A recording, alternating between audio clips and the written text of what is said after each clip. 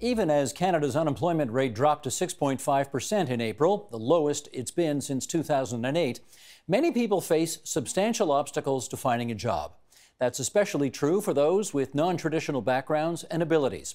For instance, a recent CIBC Magnet poll found that among adults with a disability, 37% are unemployed. It is just the sort of challenge that social enterprises and their employees are working on to make a difference in people's lives while also building good businesses. To help explain how that works, we welcome Mark Soberano. He is founder and executive director of Building Up. Calvin Brown, he is a Building Up graduate, and Kirsten Gauthier, co-founder and board chair of Good Foot Delivery. And it's good to have you three with us here at TVO tonight. Mark, I want to start with you. What's Building Up? So Building Up is a nonprofit social enterprise, and we think of ourselves as a social contractor. So we go out and get construction business just like any other company would. But what's different about it is that our workforce is made out of folks that are going through a training program.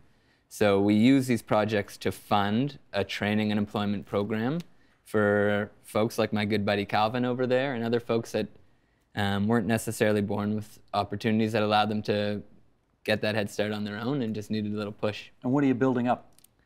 We're building up humans, we're building up the city, we're building up ourselves as people that work in this organization.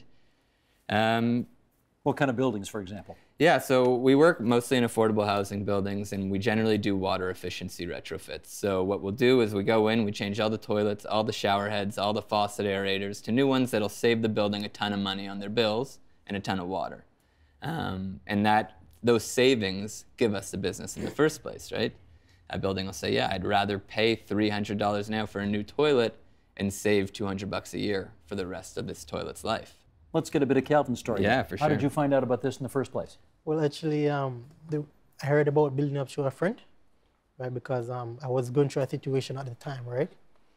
And I was speaking to my friend about my situation, and she actually went online and she looked up some stuff, a program, right? And she came across Building Up, right? And she told me about it, and I did my resume, right? I got accepted by them to come in and do an interview, right? So you came in for the interview? They came in for an interview. How did that go? It was wonderful, I remember the day when I go in to do the interview, right? I actually cried before I go in because just the opportunity I got, right? Because I was going through a really tough time. Calvin was one of 150 people that came out that day for those jobs. For how many jobs? For 7 spots. Oh my gosh, you got one of 7 spots out of 150 applicants. Right. And I'm grateful, because to me, it gave me a chance, right? Because I'm from Jamaica and I'm an immigrant, right? And I wasn't born here, right? So it gave me a chance to start a life. How old are you, Calvin? I'm 31. 31. Yes. Have you had much work experience before this? Not in Canada, but before in Jamaica, I was working in tourism.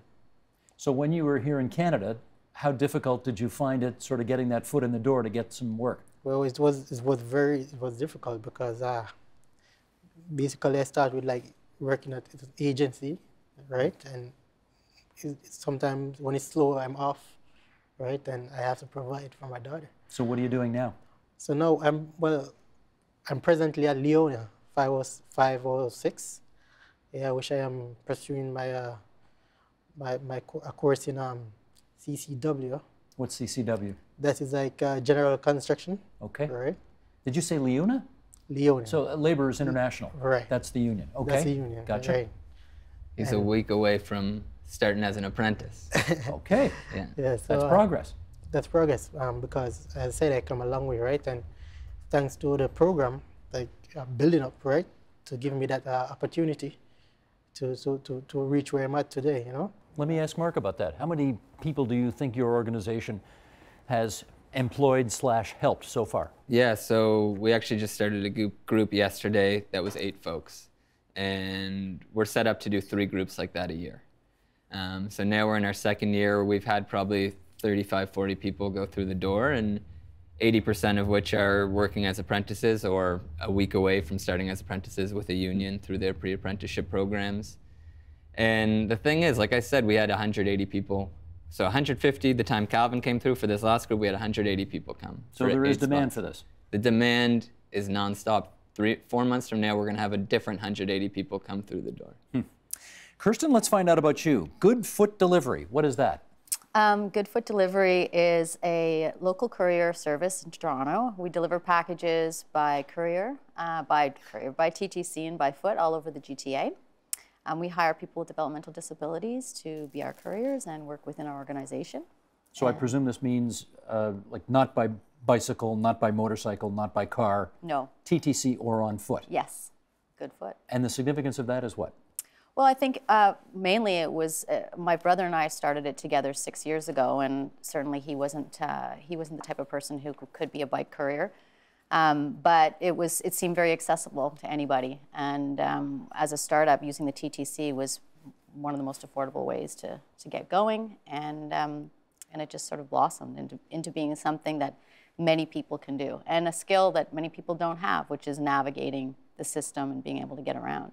You just referenced your brother. Yes. Your brother has what?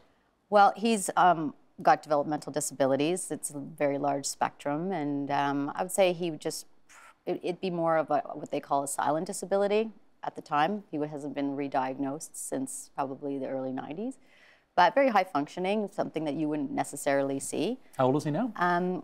He's 43. And he is one of your Good Foot people? He is co-founder, and he works with us at Good Foot, yeah. We have over 30 people now working for us. Huh. Yeah. How long have you been around? I guess we're in our 6th year. Okay. Yeah. Here's what your website says. Sheldon, can we bring up this quote here? Good Foot provides a personalized point-to-point delivery service on foot and public transit, creating employment opportunities for people with developmental disabilities. By supporting Good Foot, you are supporting an environmentally friendly delivery service and helping members of your community get a foothold. Is there a little pun there? Little pun there, yeah, maybe? A little pun. Kirsten? Yeah. Get a foothold on independence. How easy or difficult is it for you to find people who fit the profile of your organization's mission statement? Well, I mean, it's not difficult at all. Since the day we started and the word got out about us, we've had parents and candidates contact us. We've had stacks of resumes over the past 6 years. This year alone, we've received over 150, and we've vetted down to 36. There's a lot of people out there that can't really get a job, and this particular community aren't people that maybe can work full-time every day. Some of them can, some of them can't. They need flexibility. This service or this job gives them the ability to be able to work in a way that works for them and in a community that understands what they're up against, and to a clientele that has made a commitment to a partnership with our business and understands the importance of breaking down stigma. So it's just gotten out there, and the word's gotten out there that this is a great place to work. So it has been very, very easy. Let me follow up on the stigma angle, because I want to better understand people who are harder to employ, people with developmental disabilities. There will be a huge chunk of people watching us right now, I suspect, who would be afraid to take a chance if they were in a position of offering jobs on this kind of clientele. What does your experience tell us about that? Well, the employer, we're structured as a 4-month employment term. So folks come with us, they're with us for 4 months. After that, we place them with apprenticeships and jobs in the trades. So we have a person full-time that works with the unions and different employers that's going to take these people on. And what we tell them is, you know, Calvin just spent 4 months showing up to work every day on time. He came here, he worked hard. He was putting in toilets all day. You know, he was getting in there, working hard, working in a team of 8 people, all new to the trades, finding a way to work together and get a job done.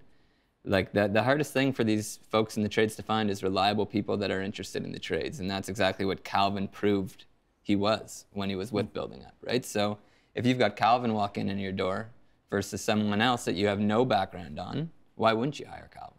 Do you also hire people who may have some experience with the justice system? Can I put that colloquially? Yeah, most folks that we work with have been in and out of jail, and that's the key thing. They're in and out of jail, right? You come out and you don't have an opportunity.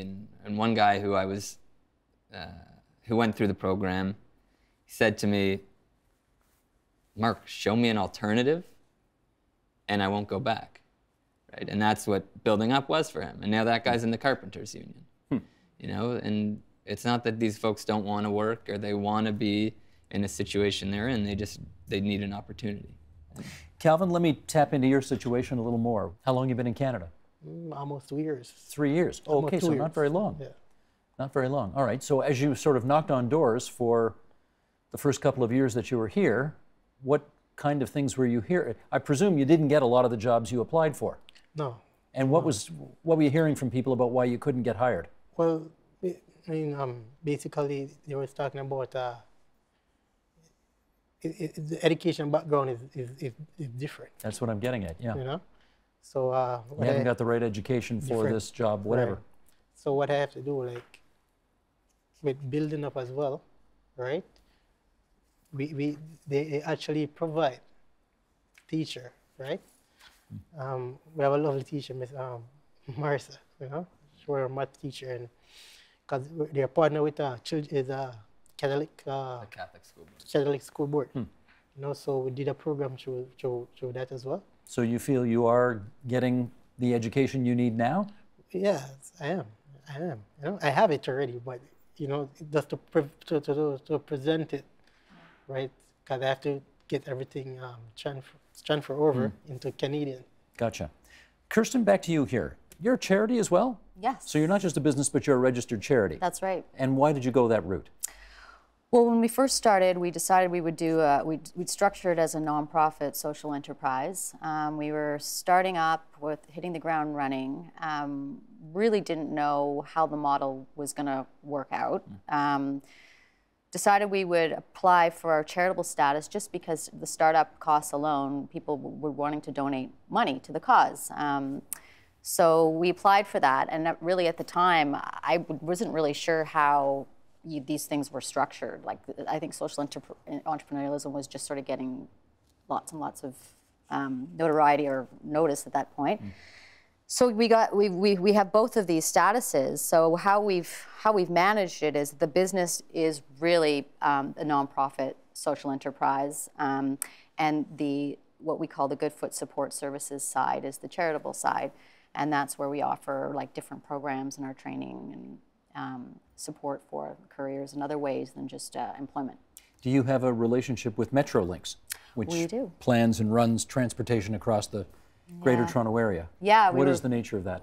We were fortunate to meet with Metrolinx. They called us. They had suggested that we work with them and that they would give us free ridership, but we would have to fill out a survey every time we used the system to tell them what our experience was like as a disabled person and give them tips on how to make it better. So your people don't actually pay anything to ride the public transit system? Well, Metrolinx, but TTC is different.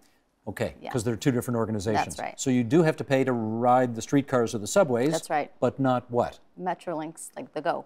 Not GO? Yep. Okay. Yeah, well, we're speaking now with UP as well. Union Pearson Express. Yes. So they're interested in helping us as well. And hopefully Presto when that comes in. But yeah, it's a big part of our business that couriers generally pay for their Metro Pass on their own. But we've been working for years to try to do that. So TTC, if you're watching. So far, no luck, though, eh? No. They still charge your people to ride the system. That's right. Mark, let's go back over to you here. City of Toronto recently secured $8.6 million in federal funding, I am told, to help unemployed young people gain the skills and experience they need to find employment. You basically are in the same space here. Yeah. How do you manage to accomplish much the same thing in a nonprofit structure? Yeah, so the difference between building up and many of these organizations that are doing fantastic work is that 80% of our operations are funded by the contracts that we procure. So Calvin was talking about the math training that he had. So for 16 weeks that Calvin was with us, 8 weeks he's out in the field doing projects that we've procured and we're paid for as a normal contractor. And for 8 weeks, they're in class, getting paid for their time in a math class, getting the skills they need to pass their test to get into the unit, right? So essentially, what we're trying to do is provide not only Calvin with a better experience in that he's actually going into the labor force, having experienced what it's like to be an employee. Calvin's an employee at Building Up. He's not a participant, right? So there's a stronger training, and also it's more efficient government spending because they're getting the same result and they're only funding 20% of a program, where the business that we're running is funding 80%. So social enterprise, in my opinion, provides strong training for better value. And how did you, 8 weeks in and 8 weeks out, is that the way you described it? How did you land on that structure? Trial and error, mostly, and we sort of figured out how much work we had to do to keep the lights on, and we were able to cram that much work into about half the time, right? And then for the other half of the time, that's the difference, and we can focus that on sort of life skills, driver's license, math training, and everything else that these folks need to kind of close the gap. Good. Kirsten, back to you. CIBC recently announced they're planning to hire 500 people with disabilities this calendar year. Yeah. Have they approached you at all for advice, since this is really your expertise now? CIBC did contact us. They are hiring people with specific skill sets, but what they've asked Goodfoot to do is to provide training to these people that they're hiring on how to get to and from work every day. Because, of course, your organization knows the public transit system. We're specialized in delivering everything, including people, I guess. Right. Yeah. So, and they asked you for advice and you gave it to them? Yeah, well, it looks like, nothing is signed yet, but we're looking at taking whomever they hire to work and training them how to get to and from work every day. Gotcha. Calvin, let me get you back in here. What was the most, in your view, what was the most important component of the Building Up program that you think you couldn't have found anywhere else? Well, so it's the support. The support. Support. The support. I have a 9-year-old daughter, right? And any parent who want to provide for their child have to do what they have to do, right? And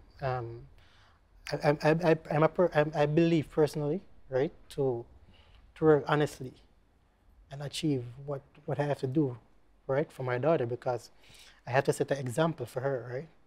And even the good thing about it, even though I am not currently, I move on to Leona, right? They're currently with me, right, to ensure that I reach the level that I'm supposed to reach, right? They're like a second parent out there helping me to second parents. A second parent, right, to help me grow, to help me reach the distance that I'm supposed to reach. Okay. Right? Do you remember the first work site you worked on? This building was on Runnymede. Yeah. Sounds right. Yeah. Yeah. Yeah. And this gentleman, right? When he was a super for the building, right? And when he see a bunch of young guys coming in to do like plumbing work, right? He was like surprised. He was like, oh my God, you know, he was so excited just to see a group of young men, you know, come in to do that type of work. You know, he didn't expect that, right? And we started to talk, and he was like, wow.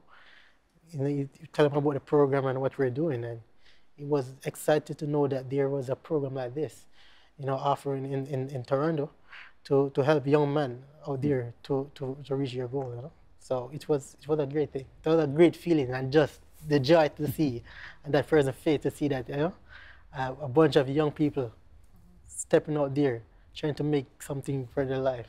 It was a good feeling. Good. Yeah. Kirsten, your couriers, what kind of response do they get when they interact with their customers?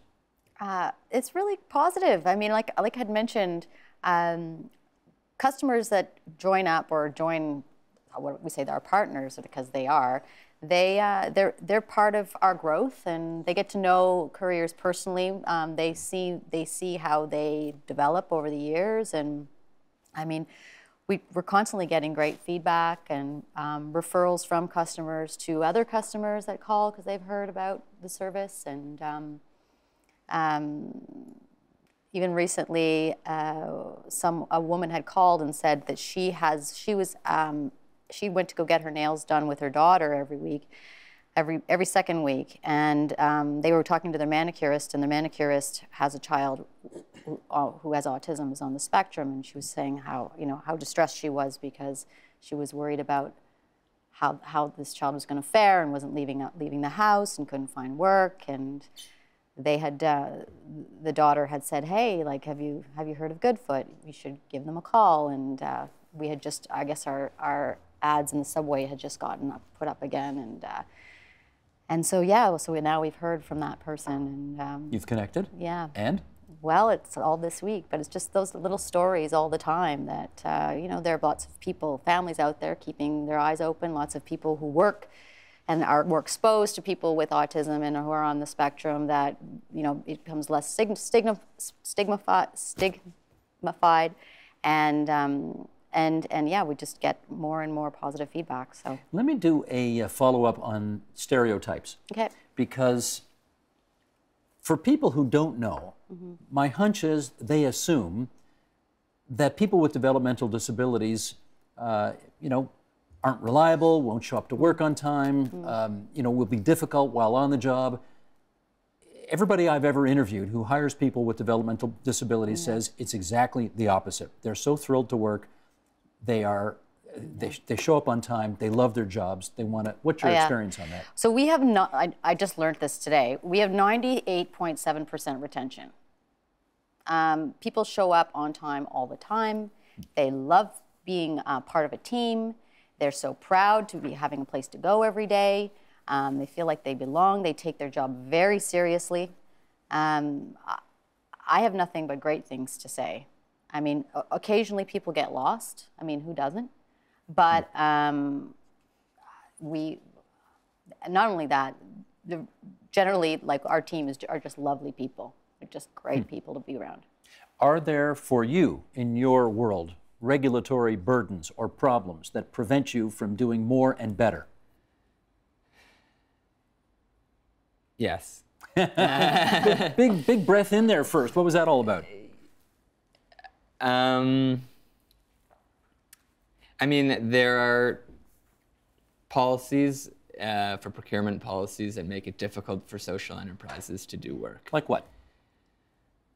No one's going to think you're complaining. It's okay. I know you don't want to look like you're. So I'm a. You don't want to look ungrateful, but we need. We need to know.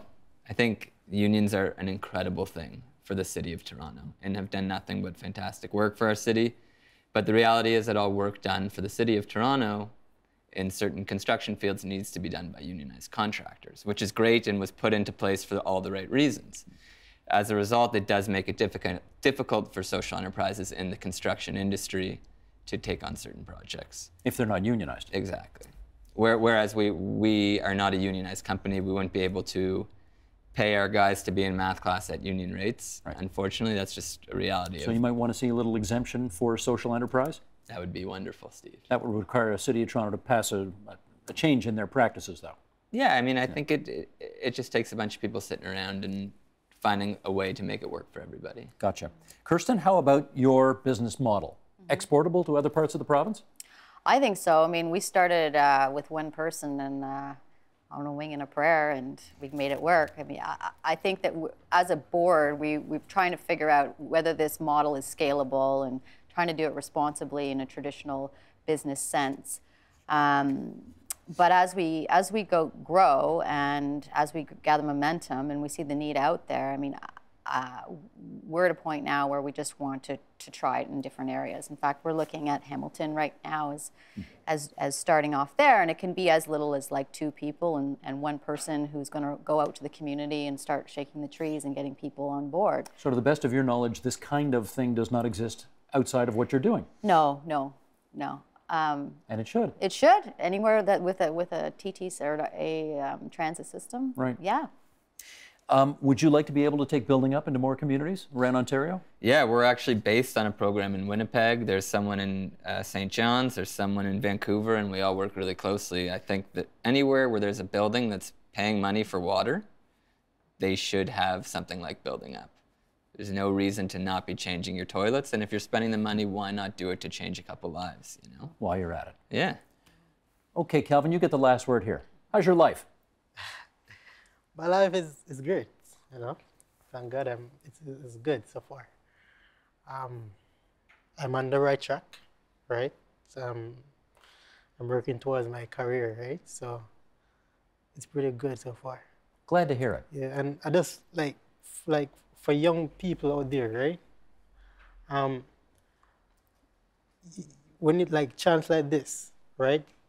Opportunity like this, we need to take it, right? Because I mean, a lot of people out there wish they have this opportunity, right? And I mean, a group like Building Up is given the opportunity like this to help, I mean, young men and young women out there, you know. So they should go out and take the chance, you know.